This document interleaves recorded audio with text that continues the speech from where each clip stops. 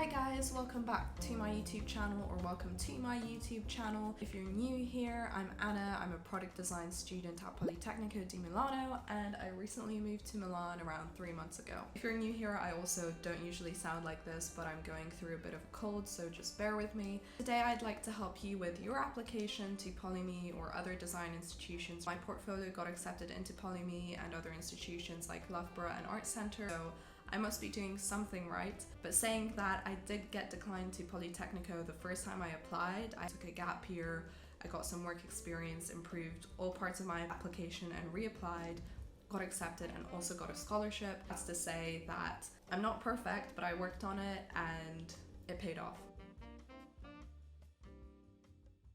Before my voice completely goes, let me get my laptop.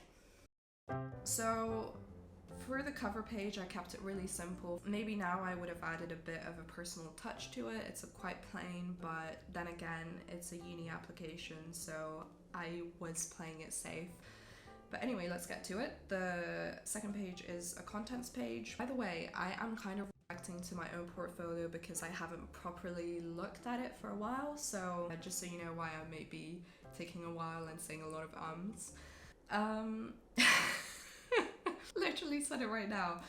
So the first project was an inclusive design, and we got a user with spinal cord injury, and I focused on feet. So actually for a lot of people with spinal cord injury, they have something called drop foot, which is when they're not able to lift their foot up. And as you can imagine, we need to have that dorsiflexion to be able to walk and do anything really. So that's why a lot of them need to wear an orthosis to keep their foot in that upright position, so that when they walk, their toes don't get caught on the floor. I designed a shoe and orthosis in one, so one of the problems I noticed was that a lot of people were struggling to put their shoes on because orthosises or orthotics, I don't remember, are hard to put on because of their size and their bulkiness into shoes, so I thought I'd create an integral design. I'm not going to go into too much detail to this because this was a really long project, and if you want to go in depth and read it, then I'll also include a PDF. And this page I was showing a bit of the different problems I spotted, and I also used it as an opportunity to show off my sketching skills. Now these technical drawings, looking at them now, I do them completely differently.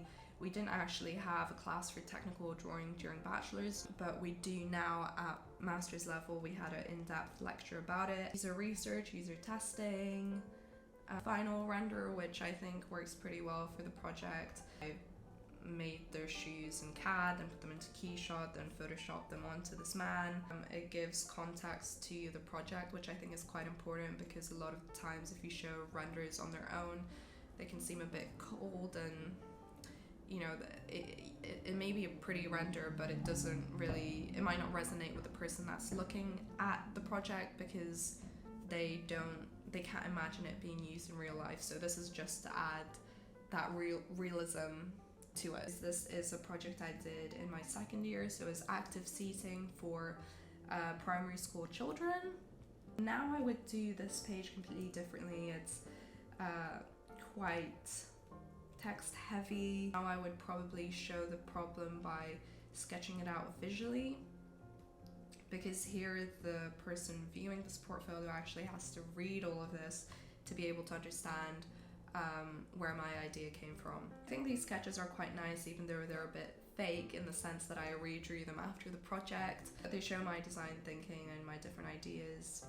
Then development, I also think this works quite well. I didn't show all of my models, I was quite selective, but I wanted to show the progression of my idea starting as a saddle seat and then progressing into something more refined, so it wasn't just a saddle plopped onto legs. Oh, and these sketches are probably something I would have included earlier to show the problem. For the tables, it was kind of a side project within this project, like I focused more on the stool, but I was just showing how I played with a trapezium shaped table so that it can be rearranged into these different configurations. And finally, I managed to make a prototype during COVID because my dad has a woodworking hobby, and we managed to create this prototype in his workshop. And I got my cousin's kid, John, to model for me. So I think this also adds a realism to the project. Third project is a project where we had to design a ceramic vessel for an alcoholic beverage. I chose sake, mainly because it suits ceramics. It can be served both hot and warm.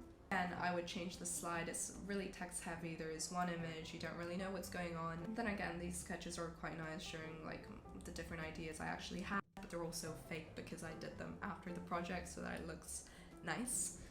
Then form development. So this project was very heavy on aesthetics, so I showed how the form developed and the process of how the sake would be prepared and served. And we had an opportunity to actually make our prototypes in ceramic, which was a lot of fun. Final render, because the pictures I made with the prototype weren't as crisp, so it was bothering me a bit, so instead I included them in the process and included a render for the final slide. The last project, the barometer, is something I worked on with SG Papertronics. This is a company that offered me an opportunity to do an internship that turned into a bit of a freelance thing during my gap year. I was working with them on many different parts of the project, but mainly I was responsible for the stuff the client could actually see, so the visualizations, like here. I also had my first experience in developing the front end of an app. And finally, because I was applying to an Italian uni, I added in a quick slide of a project that wasn't yet finished, but it had an Italian name. If you get my thinking, don't know if it convinced any of the professors to accept me, but hey. It's called Pizzicato, and it's a intuitive lap harp for kids.